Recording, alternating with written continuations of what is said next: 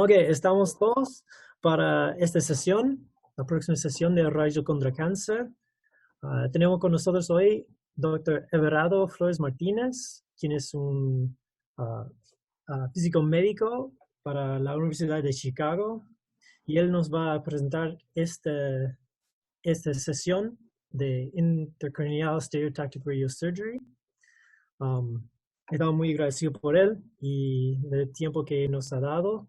Y yo le doy el tiempo a él. Muchas gracias. Muchas gracias, Michael. Gracias por la presentación. Michael ya lo dijo, mi nombre es Everardo Flores. Yo soy originalmente de México y actualmente estoy trabajando como físico médico en la Universidad de Chicago, en el Hospital de la Universidad de Chicago. Entonces, el día de hoy voy a hablar un poco de lo que es las prácticas de radiocirugía en general, una visión general de la radiocirugía y un poco acerca de algunas aproximaciones acerca de cómo planear radiocirugía con el acelerador lineal. Nada más para empezar, la Universidad de Chicago es un campus muy hermoso, es realmente en primavera y en verano es magnífico, aunque pues si ustedes vienen en febrero aquí a Chicago, parece el Polo Norte, parece Siberia, estamos completamente bajo la nieve. Solamente para dar una visión general acerca de la radiocirugía. La radiocirugía está actual, de hecho, data de hace bastantes años, es bastante antiguo. El primer tratamiento de radiocirugía lo realizó el doctor Leskill, y esto estamos hablando de los años 50 del siglo pasado. Tiempo después se desarrolló el equipo Gamma Knife, que es voy a hablar un poquito más acerca de eso más adelante, pero son una serie de fuentes de cobalto que son utilizadas para radiocirugía intracraneal. Y fue realmente hasta los años 90 cuando la radiocirugía despegó más allá del Gamma Knife. Por una parte, se desarrolló en la Universidad de Stanford el CyberKnife, que es un brazo robótico con un acelerador lineal montado encima.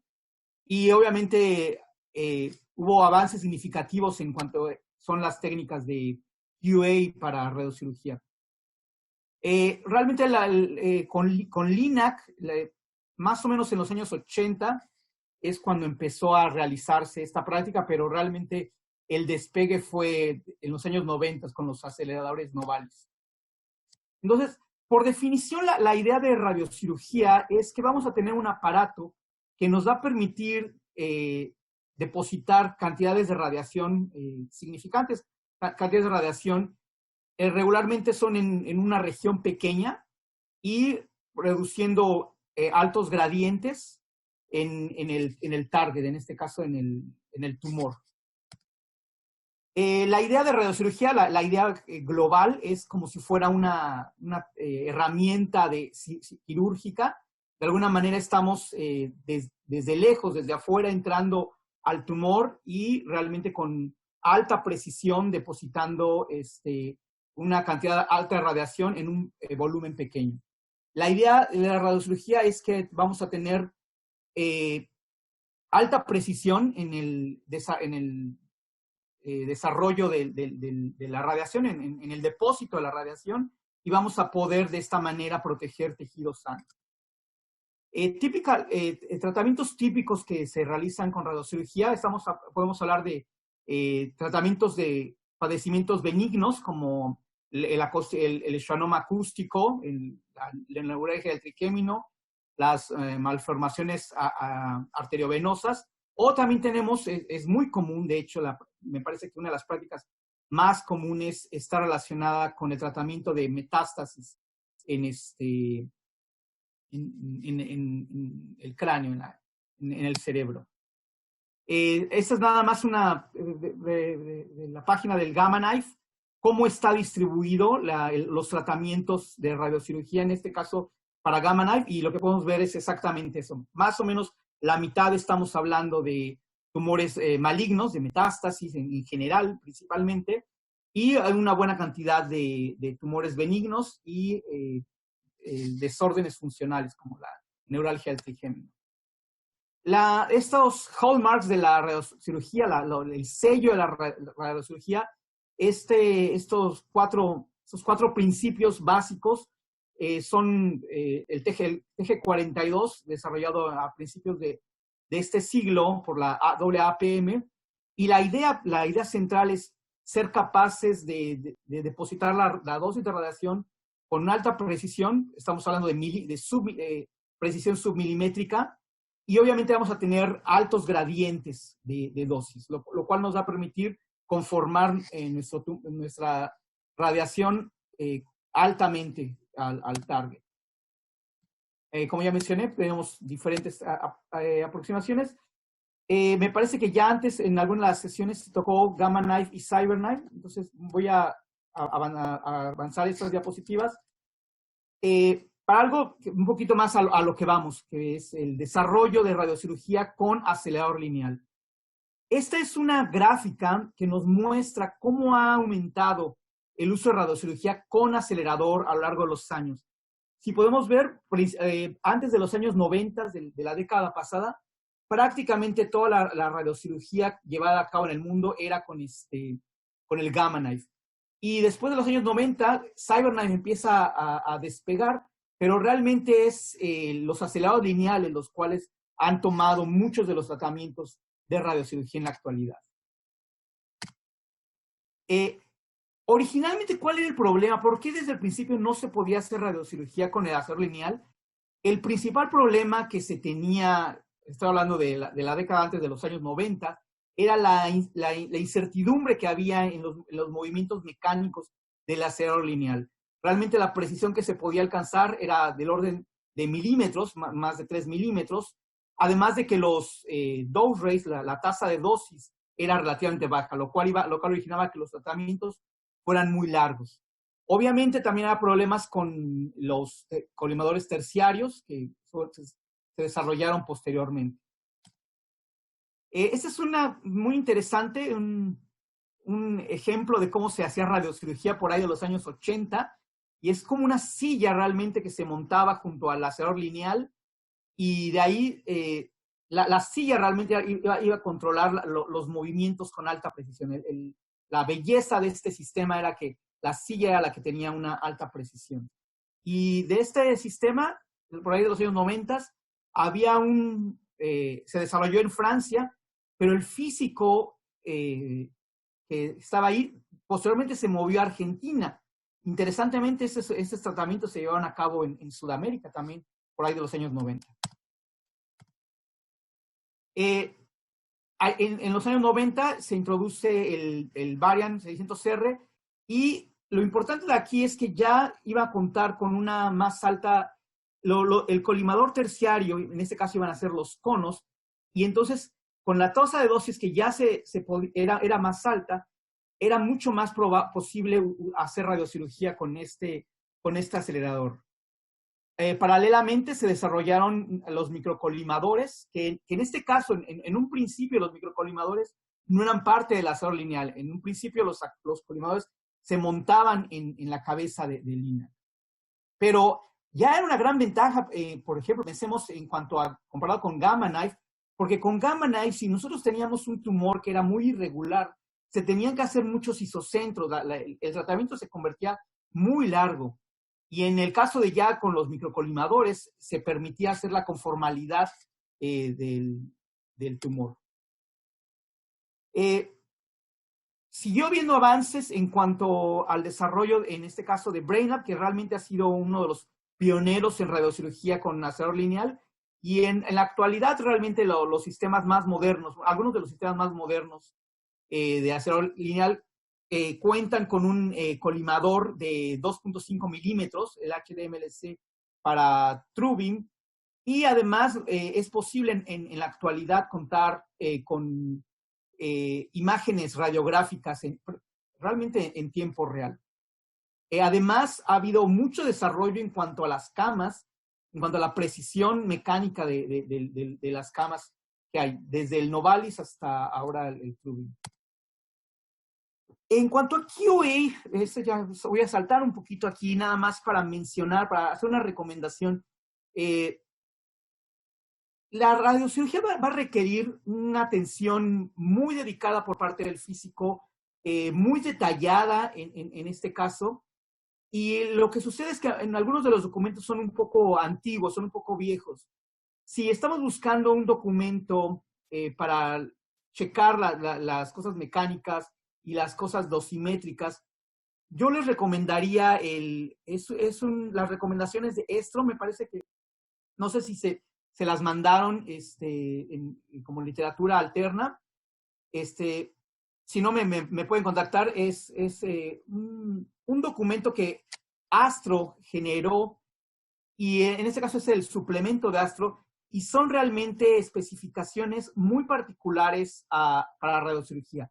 Estamos hablando de, por ejemplo, la prueba de Winston-Lotz, que aquí da un número mucho más realístico que el ofrecido en el protocolo TG142, muy detallado en cuanto a imaging, que vamos a ver que en el caso de radiocirugía con LINAC, es muy importante que tengamos nuestro sistema de IGRT, de guía por imágenes, y esto tiene que haber un QA muy detallado para ese sistema.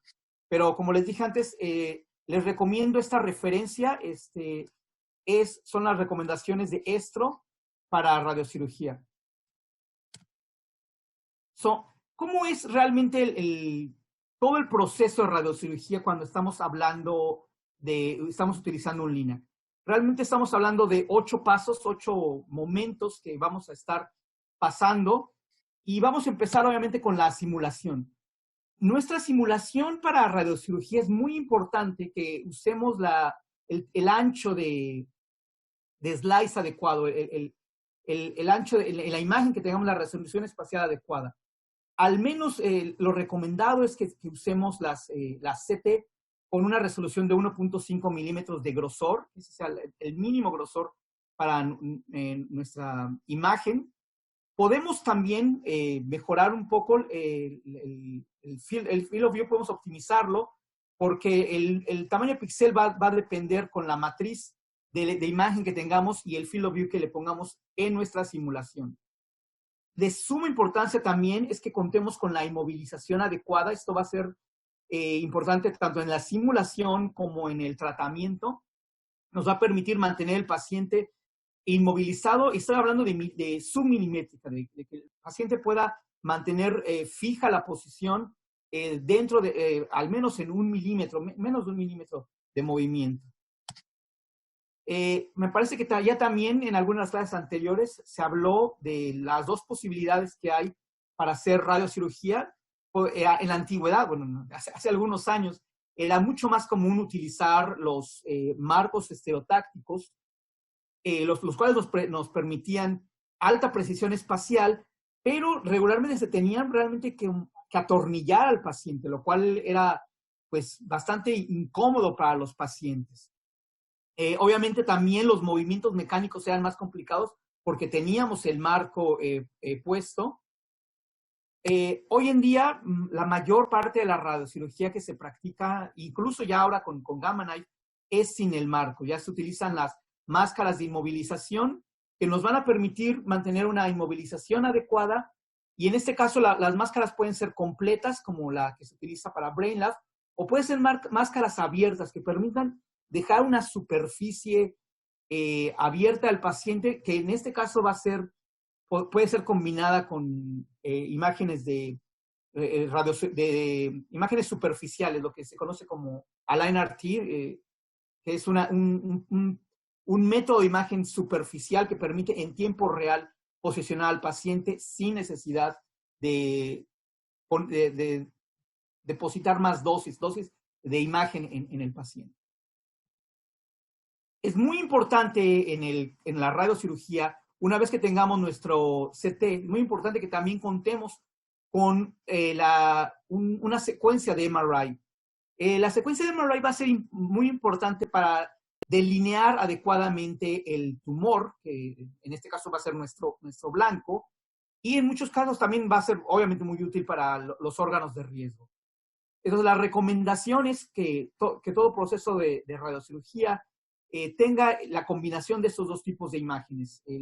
por una parte, una CT de alta resolución, al menos 1.5 milímetros de espesor, y por otra parte, una imagen de resonancia magnética.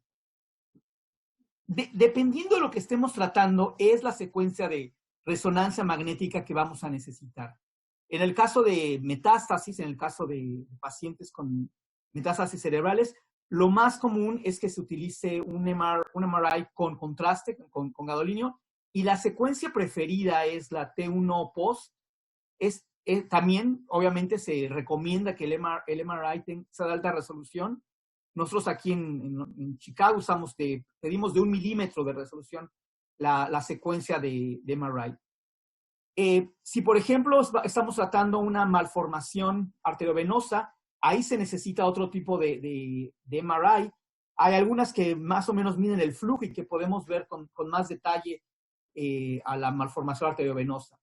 En el caso de la neuralgia al trigémino, que es uno de los procesos más complicados, uno de los procesos más desafiantes, vamos a usar, de hecho, 2 secuencias de MRI. Nosotros aquí usamos 2.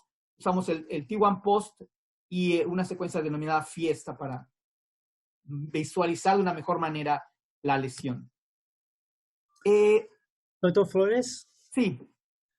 hay una pregunta. Me olvidé de explicarte que hay un cajita de chat para los participantes para ingresar a preguntas. Y llega una pregunta que es, ¿cuál es el grosor de los slices para resonancia magnética recomendado? Lo ideal es 1 milímetro. Vamos a estar obviamente limitados por esa resolución, y lo ideal sería 1 milímetro, aunque sabemos que la resonancia magnética, o sea, la constancia espacial realmente viene dada por el CT, porque hay un poco de deformación geométrica en el caso del MRI, pero la recomendación serían imágenes de 1 milímetro en el caso de MRI. Bueno, y cuando llegue una pregunta, voy a encontrar un momento para pararte. Sí, muchas gracias. Puedes seguir. Este estudio realizado por Waltens es muy interesante porque lo que hizo es que a 9 doctores les dio el CT primero, y ellos tenían que contornear el target. Y después les dio el CT y el MR para contornear el target.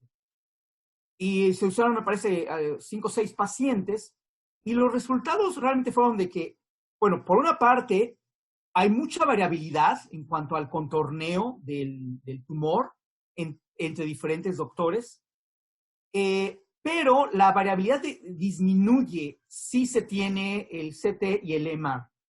Entonces, esto nos permite de una manera con más precisión definir nuestro target. Este fue un estudio del 2001, que es una de las referencias de por qué es importante tener las dos imágenes, tanto el CT como el MR. La fusión que vamos a tener en nuestro CT con MR va a ser, de hecho, la fuente más alta de incertidumbre que vamos a tener en el tratamiento de radiocirugía. Estamos hablando de por ahí de un poquito arriba de 1 milímetro. Esto va a ser importante porque nos va a permitir, bueno, nos va a definir cuáles son los márgenes que son recomendados para los tratamientos de radiocirugía. Entonces, este estudio por Wang, una de las cosas que encontró es que la precisión, en el caso de la fusión del MR con el CT, es de alrededor 1 milímetro. Entonces, esto ya establece realmente la cota superior en cuanto a la precisión que podemos tener en nuestros tratamientos de radiocirugía. Este es un clinical trial que realizado en el año, por ahí del año 2015, se publicado en 2015, y la idea principal era que a los pacientes que estuvieron en ese clinical trial se hacía una randomización, se escogían, se mandaban a un brazo donde se ponía un margen de 1 milímetro y otro brazo donde se ponía un margen de GTV a PTV de 3 milímetros. La expansión utilizada era o 1 milímetro o 3 milímetros. Y el resultado interesante de este resultado es que, de hecho aquí tengo unos typos, bueno, Lo interesante de este estudio es que realmente el control fue el mismo. No había diferencia en cuanto al control, pero la radionecrosis era mayor en el caso de los 3 milímetros. Entonces, este es el estudio donde realmente nosotros se había calculado, como yo había mencionado antes, más o menos se habían estimado alrededor de 2 milímetros por ahí, que era la precisión del tratamiento, pero este clinical trial realmente permitió reducir los márgenes y estar confiados en el caso de lesiones metastáticas. Aquí estoy hablando obviamente de las lesiones metastáticas. Los márgenes de 1 milímetro pueden ser safe, pueden ser seguros. Entonces, en el caso de que contemos con un sistema de IGRT, que contemos con un sistema de Combim CT al menos, o de haces ortogonales de rayos X, más o menos el movimiento que se calcula del paciente en una buena inmovilización, estamos hablando de movimiento submilimétrico, 0.2, 0.3 milímetros, es lo que se ha observado ya sea con Align RT o usando el ExactLab. Es muy importante que en nuestro sistema, combinado con nuestro sistema de IGRT, la cama tenga la precisión adecuada, porque muchas veces antes del tratamiento se toma un Combim CT, se hacen la fusión del Combim CT del día con el CT original y la cama se mueve a la posición. Es muy importante que la cama tenga la precisión que nosotros requerimos para la radiocirugía. Algo muy importante, ese es un artículo que salió, no tengo aquí la referencia, pero es muy interesante que realmente los problemas de rotación no son tan significativos en el caso de radiocirugía, ¿no? Ese estudio que se hizo, se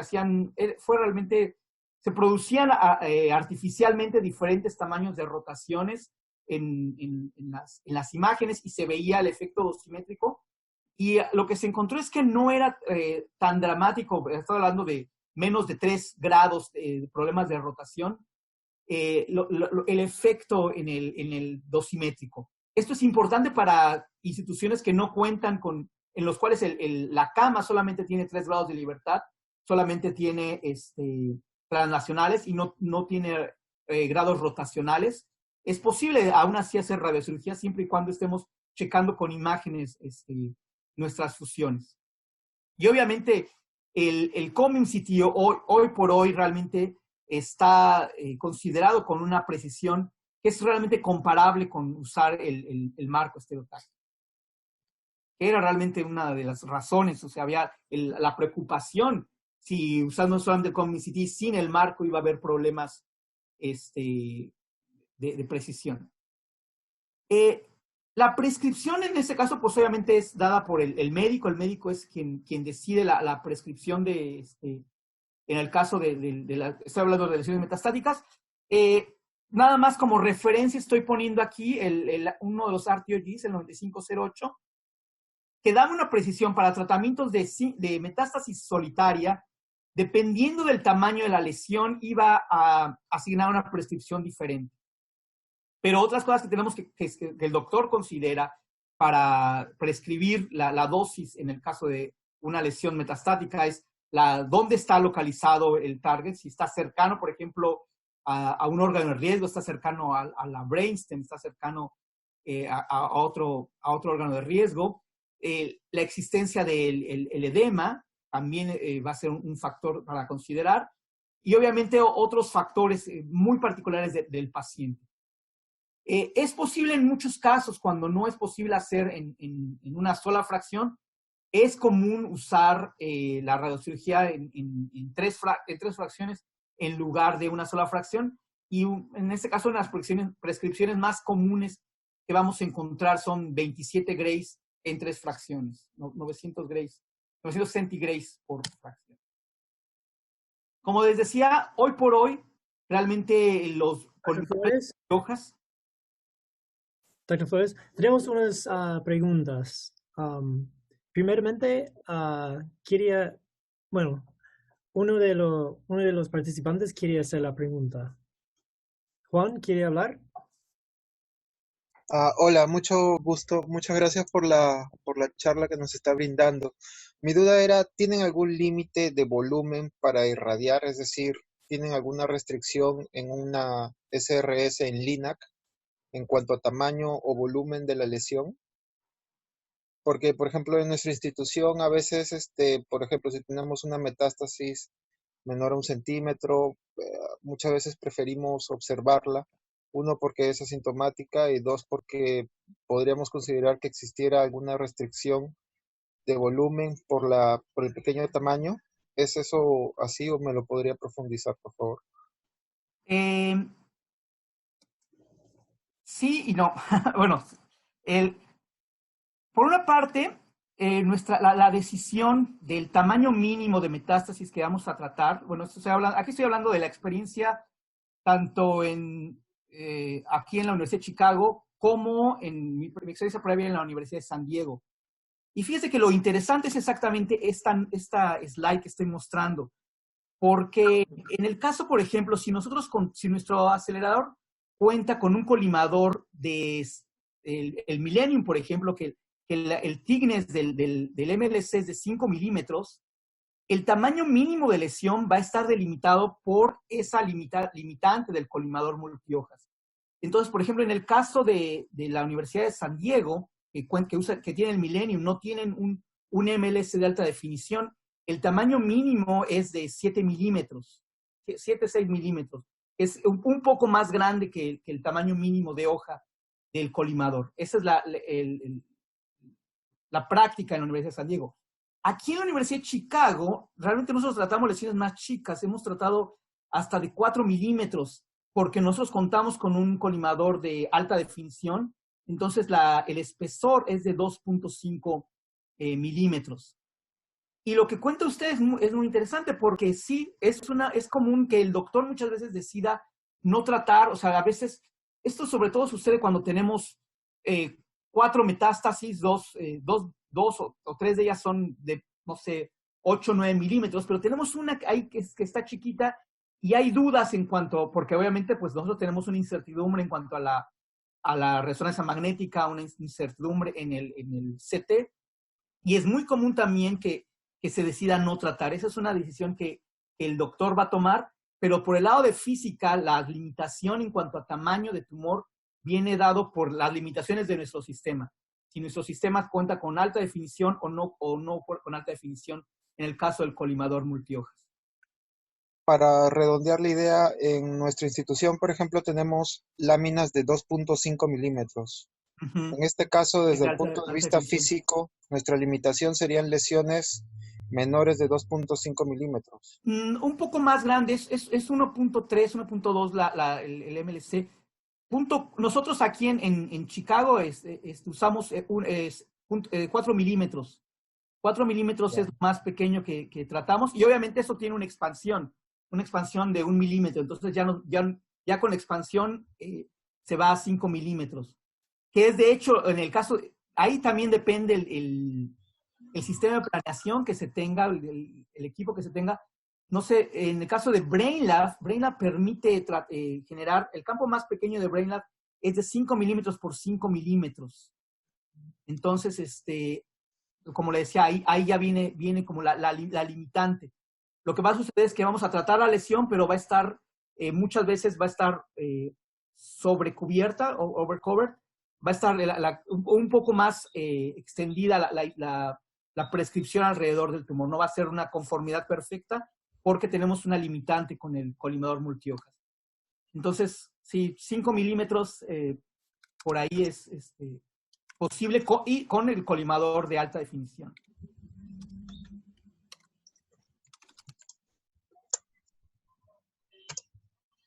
¿Otra pregunta? Hay otra Gracias.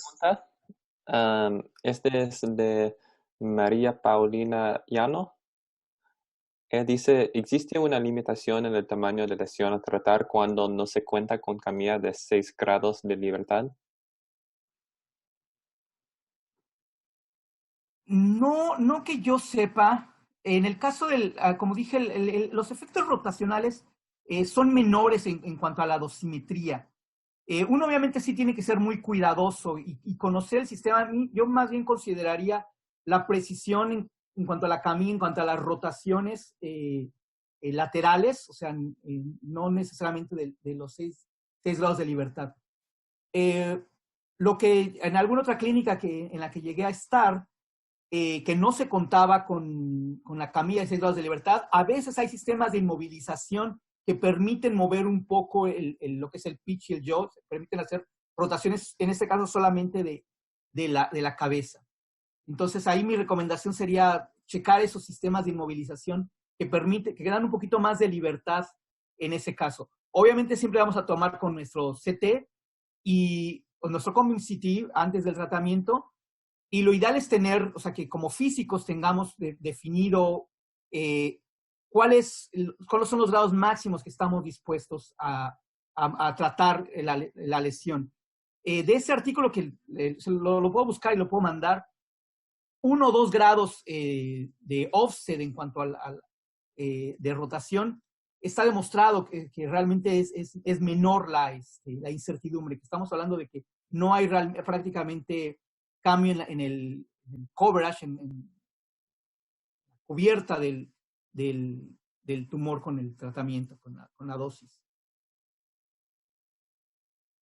Gracias. Y última pregunta y después podemos seguir. Carintia, ¿puedes poner tu micrófono para hablar?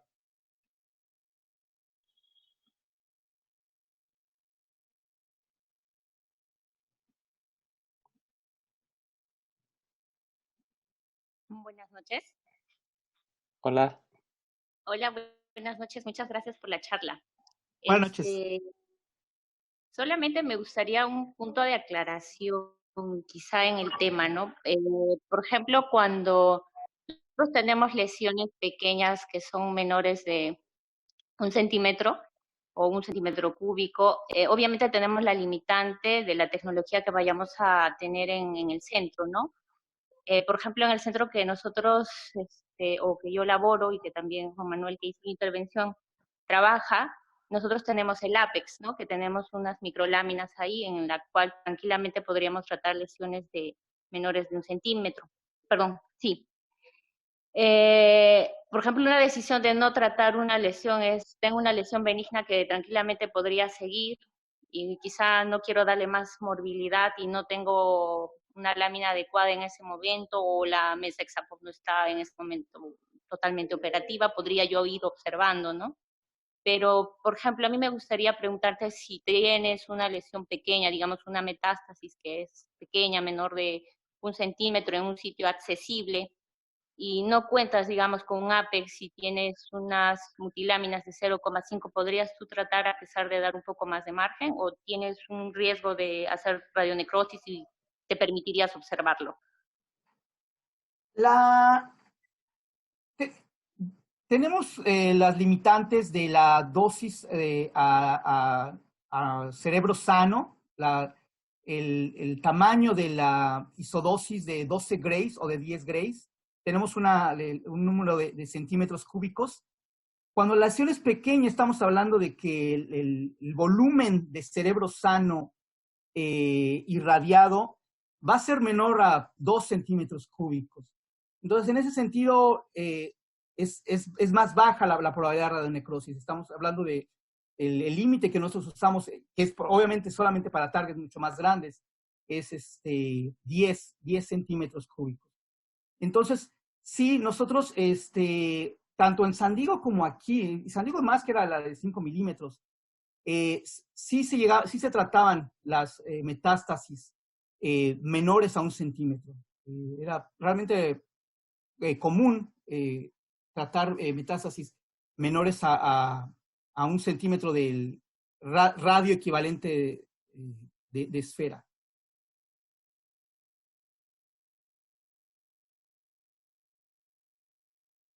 Genial, muchas gracias, Ede. Sí. Y aquí un comentario que nos hacen muy interesante acerca de las lesiones benignas. En el caso, por ejemplo, de la neuralgia del trigémino, por ejemplo, que estamos hablando de que no es un cáncer, es una lesión benigna, y la lesión es, bueno, sí, en este caso el trigémino es tan pequeño. Una opción, bueno, la opción más común realmente que se tiene es no usar el colimador, pero usar conos. En este caso, lo que se llega a utilizar son un colimador terciario que vamos a tener, que es el cono que se va a montar. Me parece que es una práctica generalizada. En la Universidad de San Diego usábamos conos de 4 milímetros, eran 20 haces más o menos, 20 ángulos diferentes en cuanto al cono para alcanzar la conformalidad deseada. Aquí en Chicago somos unas instituciones, no es común esta práctica, pero nosotros usamos el MLC de alta definición para la neuralgia del trigémino. Por ahí ya hay una buena estadística del número de casos tratados con éxito realmente usando el MLC. También hay por ahí un artículo, precisamente antes de que yo llegara aquí a Chicago, se hizo el comisionamiento del MLC para neuralgia del trigémino. Entonces, también es una opción que puede existir, nada más que en ese caso uno necesita el comisionamiento es sumamente delicado en ese caso. Toda dosimetría de campos pequeños es necesaria, las pruebas de inicio a final con IGRT, pero es posible. Está este artículo donde podemos obtener más información. Cuando hablamos de radiocirugía, hay una variedad de maneras en las que podemos hacer la radiocirugía. Una opción muy común es usar los arcos circulares. En este caso, pues estamos hablando muy común para, como decía, con la neuralgia del trigémino.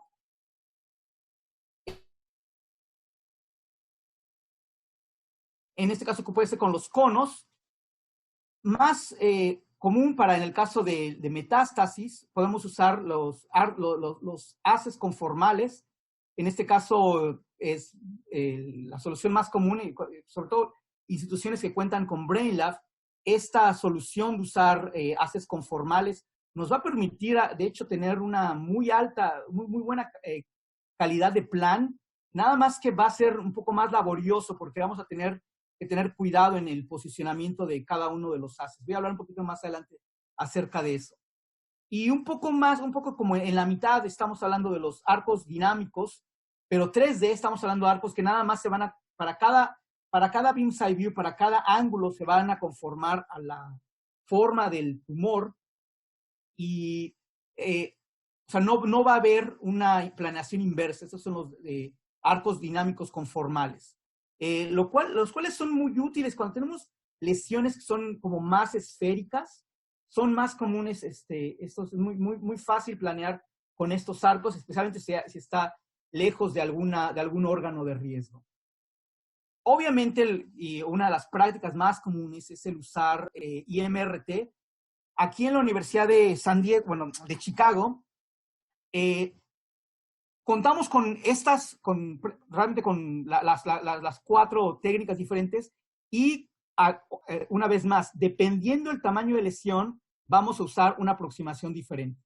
Si nuestra lesión es pequeña, estoy hablando de menos de 2 centímetros. Si la lesión tiene menos de 2 centímetros, vamos a usar un sistema 3D, ya sea fields, haces que son conformales, haces estáticos, conformales o arcos dinámicos. Cuando la lesión es de mayor tamaño, es de más de 2 centímetros de longitud, o sea, en cualquiera de sus ejes, entonces ya nos movemos a IMRT. Usualmente estas lesiones que son de más de 2 centímetros son las que hacemos, de hecho, con 3 fracciones, porque ahí sí el riesgo de radionecrosis va a ser más alto. Ahí estamos hablando de que si quisiéramos hacerlo en una sola fracción, una lesión de 3.5 centímetros, ya sería mucho más difícil cumplir el constraint que tenemos de dosis a cerebro sano. Entonces, dependiendo del tamaño de lesión, o al menos en nuestro caso, la práctica de la Universidad de Chicago es usar haces conformales para lesiones de menos de 2 centímetros, más de 2 centímetros hacemos BIMA. Doctor Flores. Sí. tenemos unas 2 preguntas más. La primera, ¿qué pasa si el centro no tiene los equipos para hacer la dosimetría de campos pequeños? ¿Es posible que puedan tratar lesiones pequeñas? Yo personalmente no lo recomendaría. De todas las guías que hay, toda la información que hay en cuanto a establecer un programa de radiocirugía requiere la medición de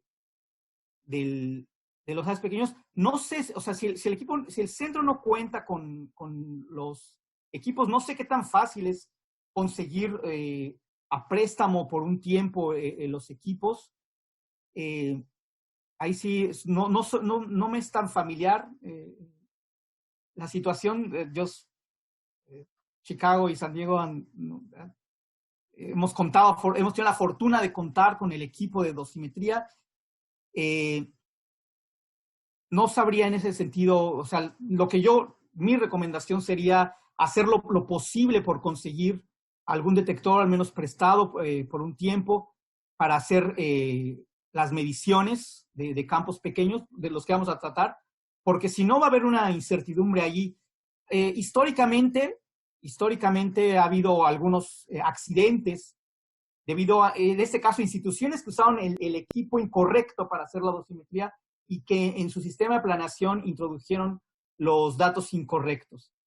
Entonces, solamente para estar seguros, no sé si hay alguna opción en cuanto a lo que se conoce ahora como el Golden Beam Data, por ejemplo, para Eclipse que se pueda llegar a utilizar, pero siempre lo más seguro sería tener algún tipo de medición.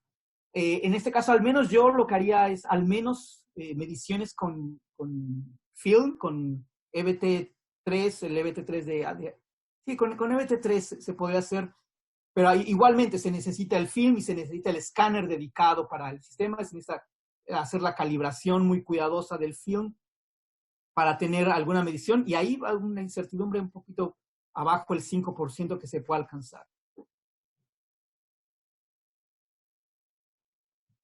Gracias. Otra pregunta. ¿Cuál es su dosis constraint a cerebro sano? Para fracción única, cuando estamos hablando de un solo tratamiento, el volumen de cerebro sano recibiendo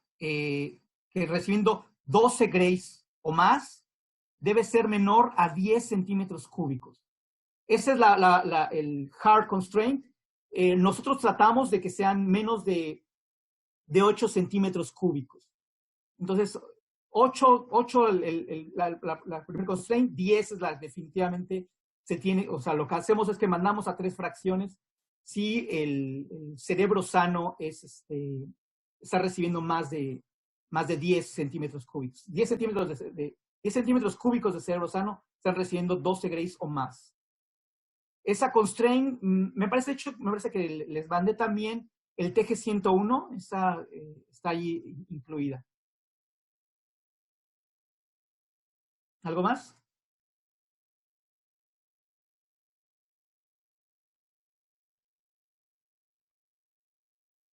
Ok. Bueno. En el caso, ¿cuáles son realmente? Si vamos a hacer un tratamiento conformal, lo primero que tenemos que hacer es colocar el isocentro. Si vamos a tratar una lesión única, lo que se hace es que se coloca el isocentro en el centro geométrico del PTB. Y obviamente, bueno, dependiendo, en el caso de los conos, se usa un cono de diámetro suficiente para cubrir el blanco. Y en el caso, si vamos a utilizar, en este caso, nuestro línea con el MLC, tenemos que saber cómo vamos a colocar los arcos o los haces para el tratamiento. Lo primero que tenemos que hacer es que la profundidad debe ser minimizada. Me parece que hay una slide en la siguiente de cómo no debemos de entrar, o sea, tenemos que minimizar la distancia de la radiación, que la haz de radiación viaja hacia el tumor. Entonces, la distancia radiológica debe ser minimizada. definitivamente, una de las reglas fuertes definitivamente ninguno de los haces debe de pasar a través de una estructura crítica, por ejemplo, como la brainstem o la cóclea, por ejemplo, los ojos, deben de ser completamente, evitar que las de entrada, o sea, estoy hablando de dosis de entrada, pase por ahí. Y vamos a poner una separación. En el caso de la separación de las rotaciones de camilla va a depender del tratamiento que vamos a estar haciendo. Usualmente en el caso de haces 3D conformales, de haces fijos, la práctica común, la práctica recomendada es colocar entre 11 y 15 haces. Eso está hablando para lesiones metastásicas, lesiones simples, solitarias, y en el caso de arcos se usan de 4 a 7 arcos. Esos son arcos dinámicos. Todavía no estoy hablando de BIMAD o de IMRT.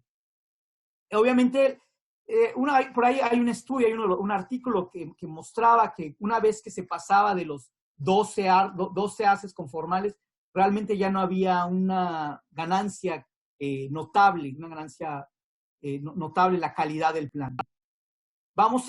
Si vamos a estar haciendo con arcos dinámicos, conformales, necesitamos estar perfectamente viendo todo el tiempo la posición de inicio y final de nuestro arco, que lo mismo, que no toque que la dosis de entrada toque órganos de riesgo, que la distancia radiológica, nosotros más o menos el límite que tenemos son 10 centímetros de distancia radiológica, es lo máximo que nos permitimos dependiendo de la complejidad del plan.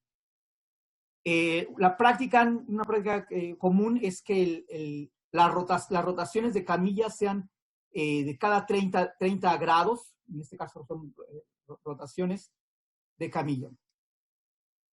Y otro muy importante que se me olvidó mencionar, el caso, si vamos a usar haces así conformales, evitar haces que son paralelos opuestos, ¿sí? O sea, haces que el de una entrada y corresponde con el de salida del otro haz, ¿no? Entonces, evitar haces opuestos, paralelos opuestos.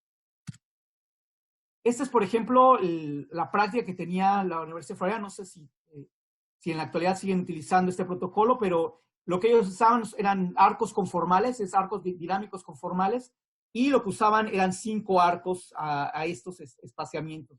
Tenían, ¿dónde están las unidades de camilla? 20, 55, 340, 35 y 270 eran las rotaciones de camilla, y en base a eso optimizaban, obviamente, a lo que les mencionaba antes, dependiendo también de la distancia radiológica y dependiendo también de órganos de riesgo. ¿A qué prescripción, cuando usamos radiocirugía 3D conformal, sobre todo en el caso, esto viene de la época de Gamma Knife, que en Gamma Knife había la prescripción era probablemente el 50% de la isodosis, del máximo, era lo que se utilizaba como prescripción. Cuando nos movemos a la época de Linac Base, va a ser diferente la prescripción para nuestros planes conformales. Este es un estudio, no sé si tengo aquí la referencia, pero se hizo un estudio de cuál era la mejor prescripción recomendada para los haces de radiocirugía 3D conformal, y el resultado es que lo ideal es que la prescripción, si tenemos un plan 3D conformal, sea al 80% de la isodosis, es decir, que del máximo de dosis que tengamos, la isolínea del 80% sea la cual cubra nuestro PTB, nuestro target. Y la razón de eso es porque el gradiente va a ser máximo. Si nosotros prescribimos al 80%, vamos a poder maximizar el gradiente en nuestro campo 3D conformal. Vamos a ver que esto va a cambiar. Esto cambió con BIMAT. Si tenemos un plan con BIMAT, es diferente. Los planes con mejores gradientes no son, en este caso, si se usa BIMAT, los prescritos al 80%.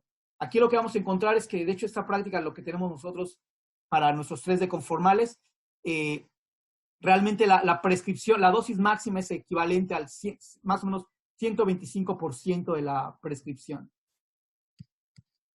Doctor Flores. Sí. Hago una pregunta. Sí. ¿Usted cree que es necesario realizar un COM-beam intrafracción durante la SRS intracraneal o realmente no es necesario, o sea, entre las haces?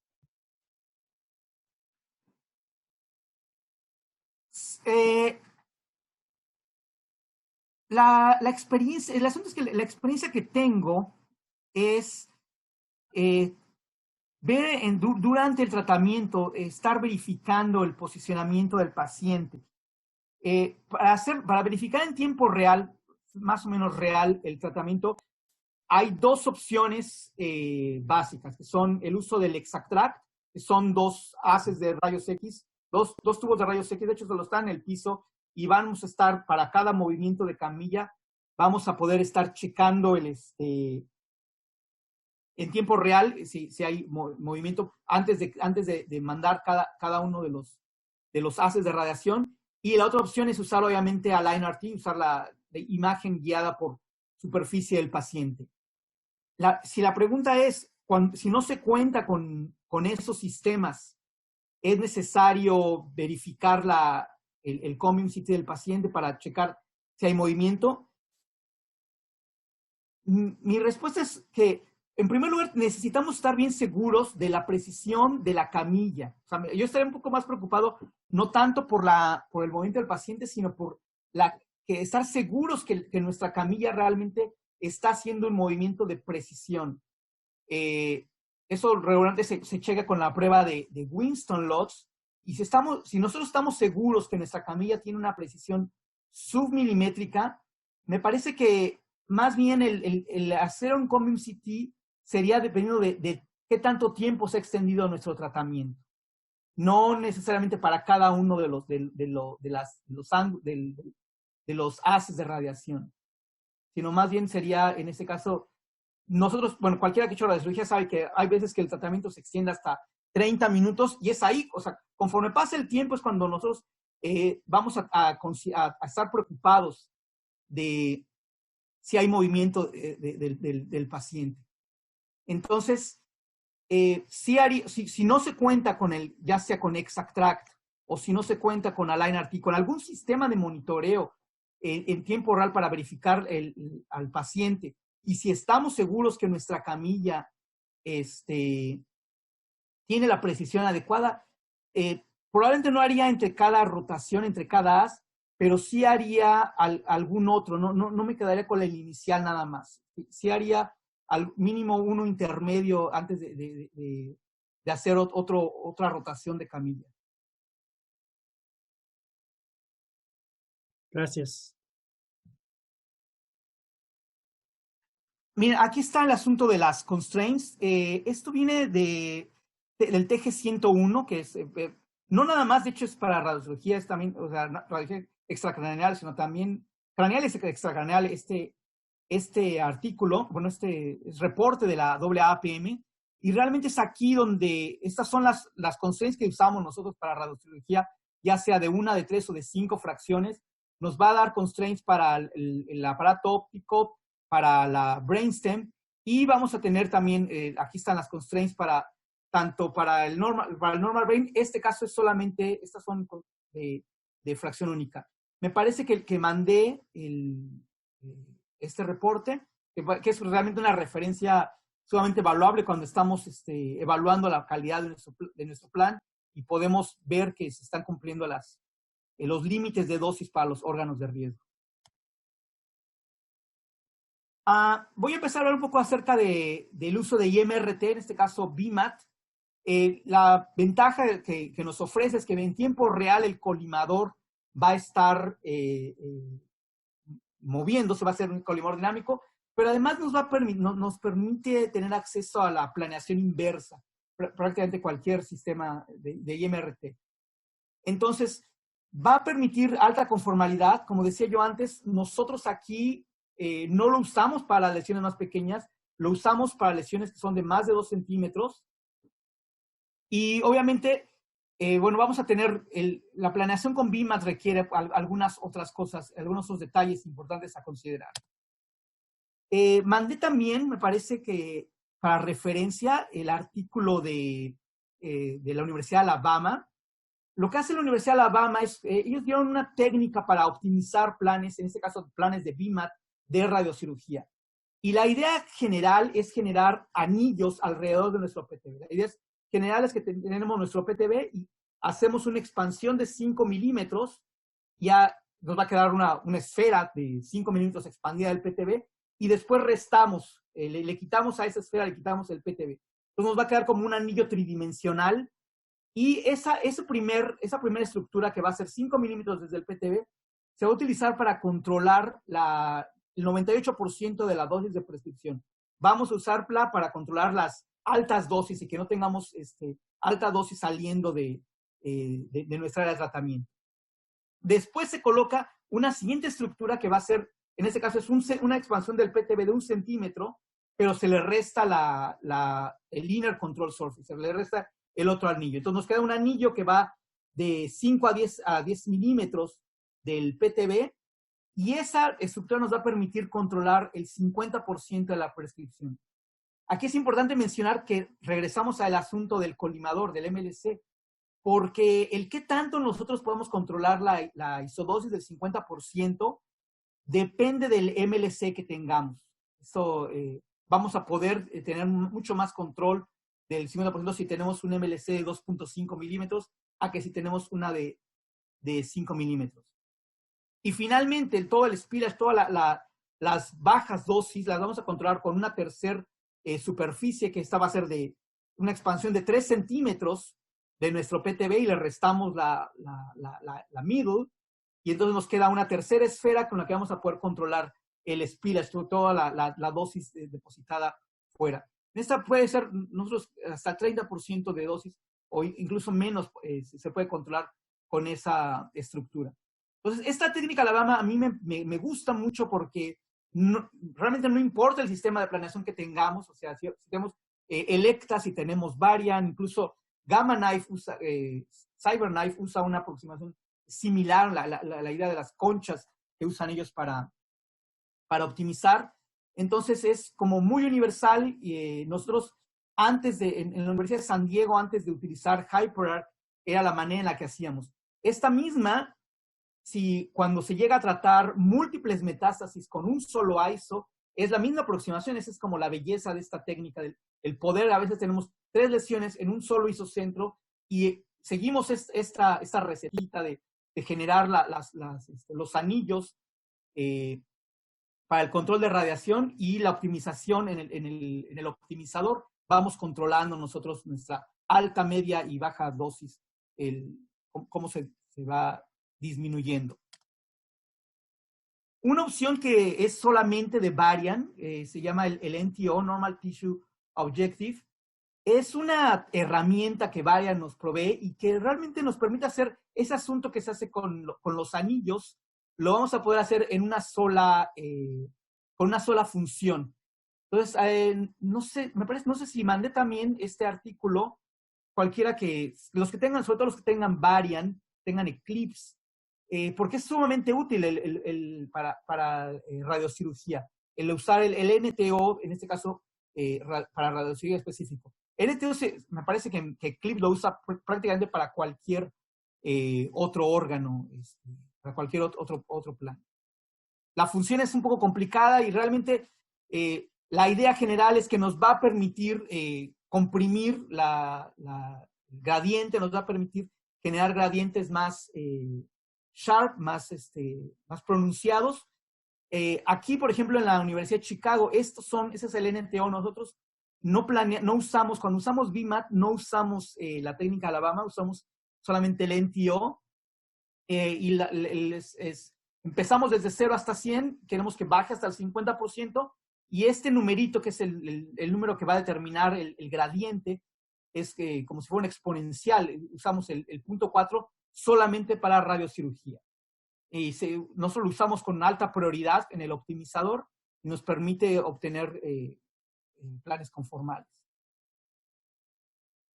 Voy a tocar un poco unas de las soluciones más modernas en este caso de Varian, lo que viene siendo HyperArc. HyperArc es una solución de Varian para radiocirugía que permite está hecho realmente para tratar con un solo isocentro, múltiples metástasis. En este caso, aquí, por ejemplo, se tienen 9 metástasis tratando con un solo isocentro. Entonces, Hyperarc automáticamente calcula el isocentro óptimo. Realmente es el centro de gravedad de las lesiones, la manera en la que Hyperarc calcula. También tiene un sistema automático para optimizar la posición del colimador. Optimiza también la posición de la quijada, que de hecho es muy común que use el jaw tracking. Y Hyperarc lo que tiene es que tiene un NTO ya preconfigurado. Es un poquito una cajita negra, pero que permite realmente generar distribuciones de dosis con muy altos gradientes. Aquí estoy hablando de gradientes de dosis, o sea que el índice de conformalidad, aún usando el colimador de Millennium, el de 5 milímetros, se puede llegar a índices de GI de 3 milímetros, 3.5 milímetros.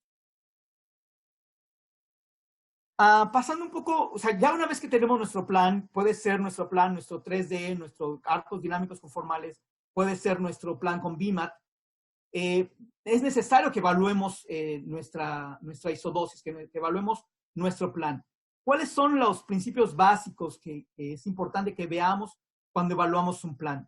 Obviamente es importante que chequemos las isodosis. A veces, ya con esta era de automatización, a veces nada más se generan palomitas y ya no se ve a la distribución de dosis conformal. Es muy importante revisar la distribución de dosis. Necesitamos ver cuál es la mínima dosis que está recibiendo, en este caso, nuestro PTB. Con Hyperarc un problema que se tiene es exactamente que la dosis máxima llega a ser 145, 150%. Eso ya el doctor es el que tiene que decidir si va a aceptar un plan con una dosis máxima tan alta con respecto a la prescripción. Y obviamente en la dosis mínima, en nuestro caso aquí en la Universidad de Chicago, la curva de isodosis de la prescripción debe de cubrir al menos 99% del volumen que vamos a tratar. Hay otras instituciones que usan 98 y hasta 95% de cobertura del target.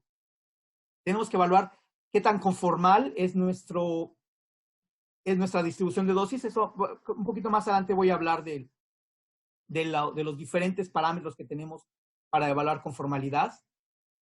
Obviamente el índice de gradiente, qué tan sharp, qué tan pronunciado es el gradiente, lo cual, repito, va a depender, tenemos que conocer nuestro sistema. Esto va a depender de nuestro MLC. Y es importante checar la dosis a nuestros órganos de riesgo. Cada institución es importante que tenga sus parámetros. Una buena referencia es el TG101 para estos valores. Una de las cantidades más comunes para la evaluación de los planes de radiocirugía es el índice de conformidad, que realmente es el volumen de la dosis de prescripción que tenemos con respecto a nuestro PTB. Si nuestro plan es perfecto y la isodosis del 100%, la isodosis de prescripción cubre perfectamente el PTB, nuestro índice de conformidad es 1. Pero obviamente, pues, como no va a ser perfecto porque los targets no son esféricos, a veces tenemos que estar evadiendo órganos de riesgo, va a aumentar. Lo ideal es que se mantenga debajo de 2 el índice de conformidad en un tratamiento de radiocirugía. Estos dos números, ya sea con 3D conformal o con BIMAT, 1.5 yo diría que es como para estar safe, para seguros de que tenemos buena conformalidad. Si es menor a 1.5, podemos estar confiados de que el plan cumple los criterios de calidad. En el caso del índice gradiente, que va a ser, en este caso, definido como el radio de la dosis de prescripción con la isodosis del 50%, realmente se generan esferas equivalentes para las dos nubes de dosis, la del 100% y la del 50%, y la distancia que hay, la distancia promedio que hay entre el 100% y el 50% es lo que va a ser el índice de gradiente. Lo ideal, obviamente, son gradientes de 3 milímetros, 0.3 centímetros, pero si nosotros tenemos nuestro colimor de 5 milímetros, realmente un gradiente de 0.5, de 5 milímetros, es aceptable en ese caso. Depende ahí del ancho del MLC. Y ya para terminar, como mencioné, hay diferentes aproximaciones para hacer radiocirugía. Y la pregunta obviamente sería, bueno, pero ¿cuál es mejor? ¿Cuál es la ventaja de una? ¿Cuál es la ventaja de la otra? ¿Es realmente mucho mejor hacer Gamma Knife que hacer con Linac Base? Hay un paper el que salió apenas, me parece que en 2019, comparando tanto Elements, en este caso es arcos dinámicos conformales de Brainlab, Gamma Knife, y usó BIMAC por una parte con HyperArc, pero BIMAC también manual, realmente técnica de Alabama, lo que usaban. Y realmente los resultados son interesantes porque los planes son comparables, especialmente lo que sucede es que HyperArc son muy consistentes los planes, la variabilidad es este verdecito, la variabilidad de los planes de HyperArc es menor, pero realmente es equiparable, o sea, la calidad del plan que se puede llegar a tener con el Linac es adecuada para radiocirugía. No estamos hablando ya de tanta ventaja como había en los años 80 de usar Gamma Knife en comparación con el Linac. Realmente variable por variable podemos revisar aquí en este artículo. Y al final ellos hacen una comparación, es una gráfica de araña que se llaman, y dicen cuál es la ventaja de cada una de las técnicas de los arcos dinámicos conformales, de Gamma Knife y de hacer BIMAC manual. Y realmente pues cada una de las técnicas tiene sus propias ventajas. La mayor conformidad, realmente interesantemente, la tiene BIMAC, los índices de conformalidad más alta es HyperArc el que tiene la mayor, pero por otra parte el fall-off, los gradientes son más altos con Gamma Knife. Y el asunto ahí de hacer manual obviamente pues va a depender, necesitamos que la persona haciendo el plan sea experimentada y la calidad del plan va a cambiar dependiendo de eso. Finalmente ya, para concluir, no sé, ya me pasé de tiempo. Las recomendaciones para nuevos programas de radiocirugía, esto viene mucho de TG 142 y la idea es que estableciendo un programa se requiere que sea un equipo multidisciplinario para establecer el programa. Tenemos que ser muy rigurosos en la aceptación y la prueba del equipo porque estamos mandando muy altas dosis de radiación al paciente y como mencionaba, es la importancia de la dosimetría de haces pequeños. Está incluida en esas recomendaciones del TG 142. Es muy importante que todo nuestro proceso esté revisado, que conozcamos cuáles son las limitaciones de nuestras fusiones, de nuestro couch moviéndose, del Combin CT, si contamos con ExactTrack o si vamos a usar los rayos X perpendiculares. Y lo ideal es que cuando iniciemos, o que para todo programa de radiocirugía se tenga un programa, un análisis de riesgos con esa prospective, que no respondamos a errores que ya sucedieron, sino que podamos adelantarnos a situaciones que pueden ocurrir. Cualquiera que ha hecho radiocirugía estará de acuerdo conmigo, es sumamente importante el entrenamiento, en este caso de los técnicos que están en la máquina para el posicionamiento del paciente, para cuando hay algún problema que estén listos para la respuesta. De aquí, no sé si hay alguna más pregunta, me parece que ya me pasé un poco el tiempo. Nos llegó una pregunta en ese tiempo. ¿Quieres pasar estas preguntas que ya tenés en tu presentación primeramente o la pregunta de los participantes? La pregunta de los participantes. Ok. La pregunta es, según el plan de Alabama, si usted tiene que reirradiar cerebro, ¿qué curva de dosis tendría a considerar para evaluar la dosis ya recibida al cerebro? ¿Existe alguna recomendación?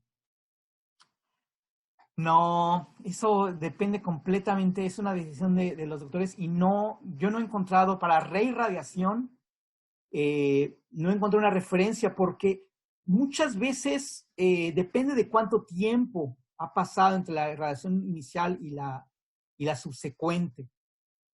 Entonces, la respuesta es no conozco una referencia. En mi experiencia, aquí en la Universidad de Chicago, sí hacemos planes compuestos, hacemos la dosimetría compuesta, pero realmente no tomamos en general las decisiones en base a eso. O sea, la decisión se toma desde antes si se puede tratar, si no se puede tratar. Pero es el médico, es realmente el doctor quien decide eso, basado en hace cuánto tiempo fue la radiación y qué tan lejos está del nuevo sitio.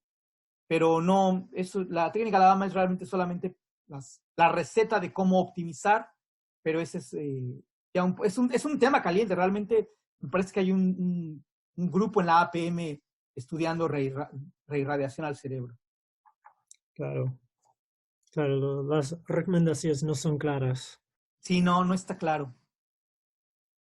Ok. Esa era la única pregunta de los participantes, entonces si quieres seguir con las cuestiones. A ver, tengo algunas preguntas aquí. La primera pregunta es, si tenemos una radiocirugía, de hecho esto es con marco y sin marco, realmente la respuesta va a ser la misma. Bueno, no. Si tenemos una radiocirugía con marco, ¿cuál es la fuente de incertidumbre más importante, más considerable? ¿Cuál es la mayor limitante en cuanto a incertidumbre para la precisión de nuestro tratamiento? El marco estereotáctico, el centro de la precisión del centro del INAC, la resolución de nuestra CT, el movimiento del tejido, el movimiento del paciente, o el algoritmo que utilizamos para el cálculo de dosis. Esa es la pregunta.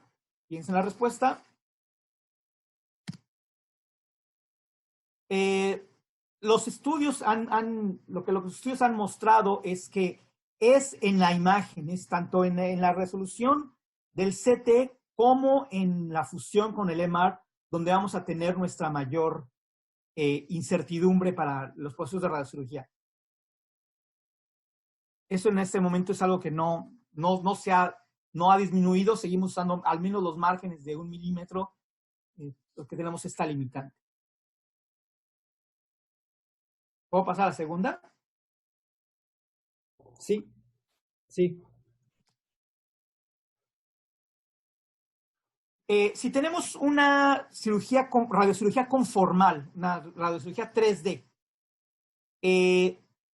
¿para qué prescripción de dosis tenemos el gradiente más pronunciado? Una distribución 3D, ¿para qué distribución de dosis? Es un target simétrico, obviamente, es un target esférico, no tenemos otras limitantes. ¿Para qué prescripción vamos a observar el gradiente más pronunciado? ¿50%, 70%, 80%, 90% o 100%? Esto va a determinar nuestra dosis máxima en 3D conformal. Piensen su respuesta. El estudio, y es un estudio relativamente antiguo, del 98, es que realmente la prescripción del 80% es la que produce el mayor gradiente de dosis para 3D conformal. Estamos hablando de 3D conformal. Hay un artículo reciente donde van con BIMAT y es un número distinto lo que se observa para BIMAT. Y finalmente, porque las últimas dos preguntas son de QA, entonces esta tercera pregunta, ¿cuál de las siguientes es un método apropiado de verificación para radiocirugía de fracción única? Marcas en la piel y tatuajes, imágenes ortogonales, imágenes ortogonales MB, el COMBIM CT con una fusión 3D con respecto a la planeación original, un sistema de imagen de superficie como AlignRT, o mediciones con el casco de mediciones de profundidad.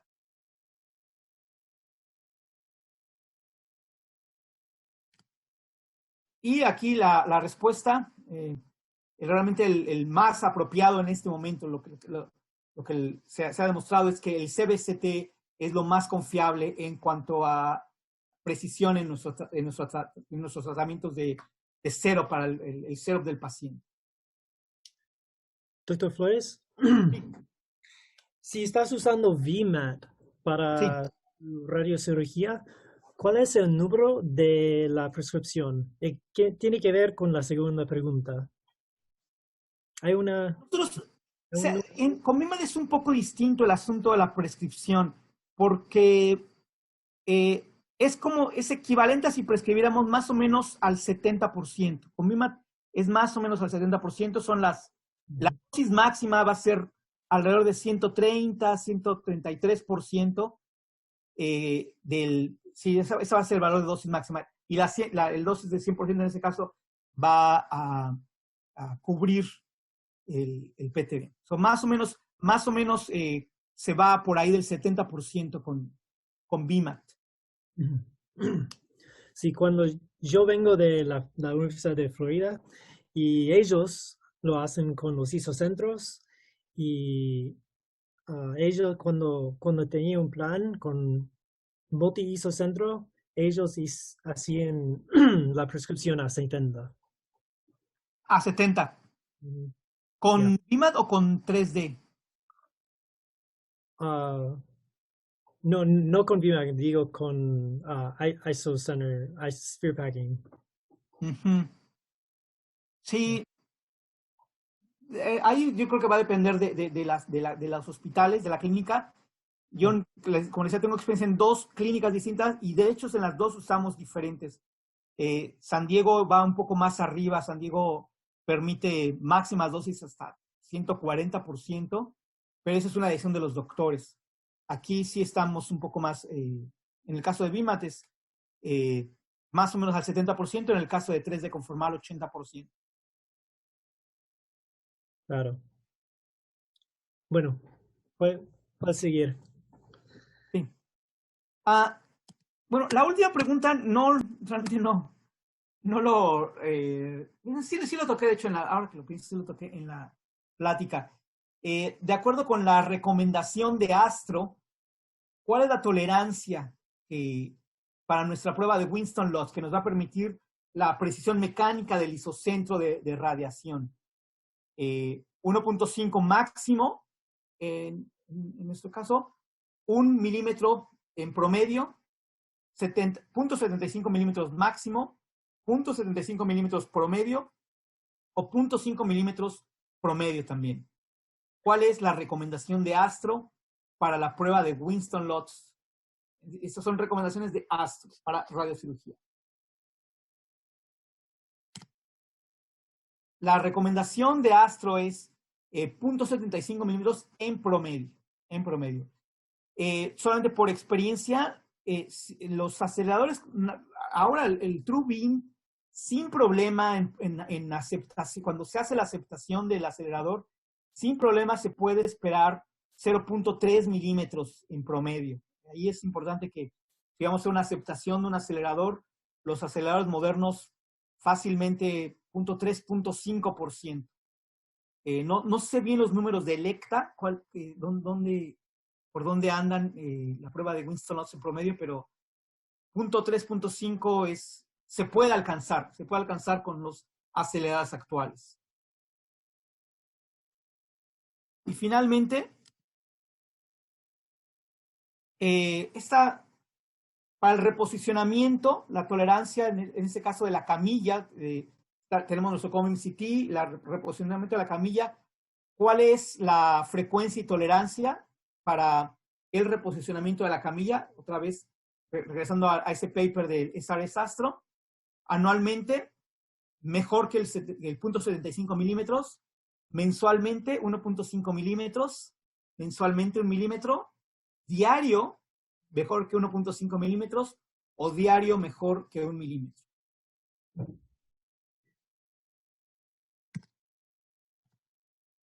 la recomendación de ASTRO es diario, es hacer esta prueba de posicionamiento como parte de nuestro control de calidad diario y al menos 1 milímetro el reposicionamiento. En este caso se usa una BB movida a una distancia conocida y se toman imágenes y se mueve al isocentro. La BB tiene que estar dentro de 1 milímetro, pero es diario. Eso es lo importante, que en el caso de radiología, diario es importante estar seguros de que nuestro sistema es mejor que 1 milímetro. Regresamos, los márgenes están por ahí. Okay. Con esto concluye lo que tengo yo de presentación. No sé si hay alguna otra duda. Sí, tenemos unas preguntas que han llegado durante estas cuestiones. Otra pregunta es, comparando con el ExactTrack, ¿el Conbeam CT tiene más, menos o igual de precisión?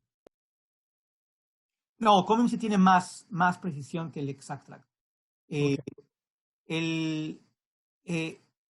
Sobre todo, el asunto con ExactTrack es que los ángulos, o sea, vamos a tener el ExactTrack en este momento, al menos la versión que tenemos nosotros, nos da, por ejemplo, una parte de la quijada. Y entonces hay que saber bien eliminar esas partes. Y las rotaciones, dependiendo de la localización del target, el ExactTrack es un poco menos preciso. Lesiones en las cuales, por ejemplo, que están cerca, o sea, están altas, son superiores, y en las cuales tenemos órbitas en el ExactTrack, tiene alta precisión, es comparable casi con el CBCT.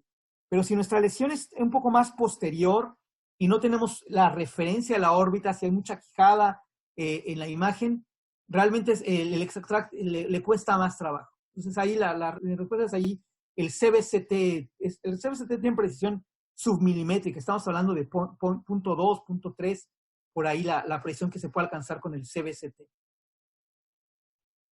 Ok.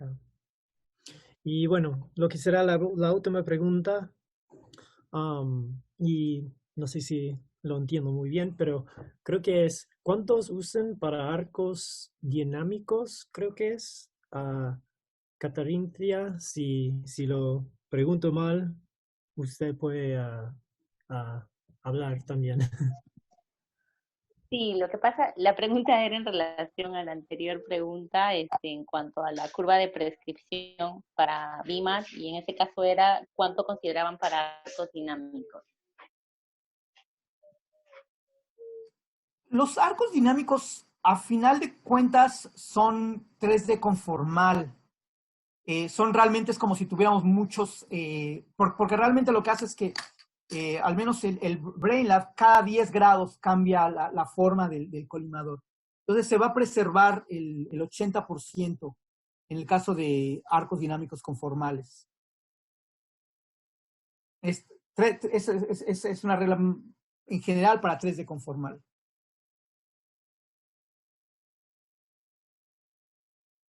Ahí para completar, la gradiente que tienen en el centro, que entendí que ustedes aceptaban hasta 130, ¿o entendí mal? ¿Otra vez me puede repetir la pregunta? Preguntaba la gradiente que ustedes aceptan dentro del GTB, ¿hasta cuánto ustedes consideran? Bueno, 130 es la dosis máxima. ¿Cuánto? Sí, la dosis máxima con respecto a la prescripción, si por ejemplo nuestro plan es el 100%, la dosis máxima es del 130%. La dosis máxima es lo que es más o menos el número que se acepta aquí en Chicago, 130 a 133%. Pero esa es dosis máxima. De índice de gradiente son milímetros. Ahí índice de gradiente son 3 milímetros, que es más o menos la distancia entre el 100%, la curva de isodosis, y el 50%.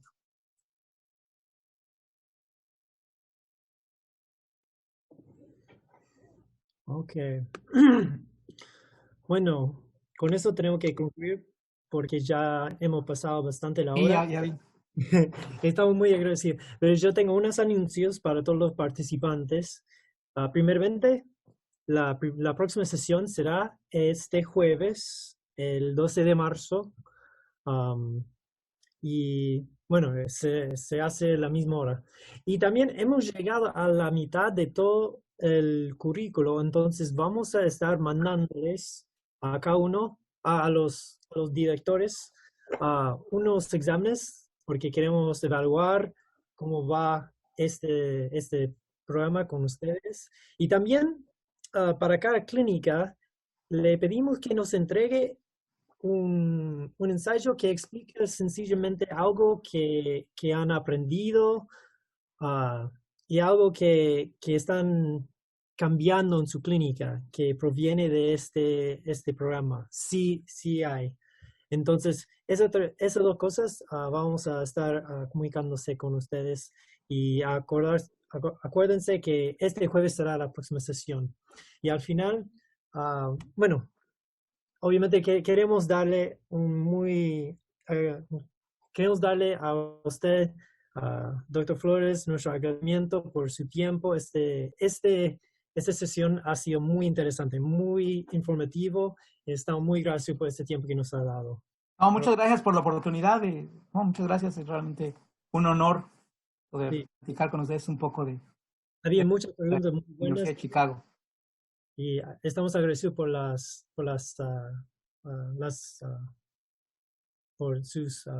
contestar todas ellas. Y con eso vamos a concluir todo esto. Muchas gracias por todos que han asistido, en serio. Muchas gracias. Que tengan buena noche. Buenas noches.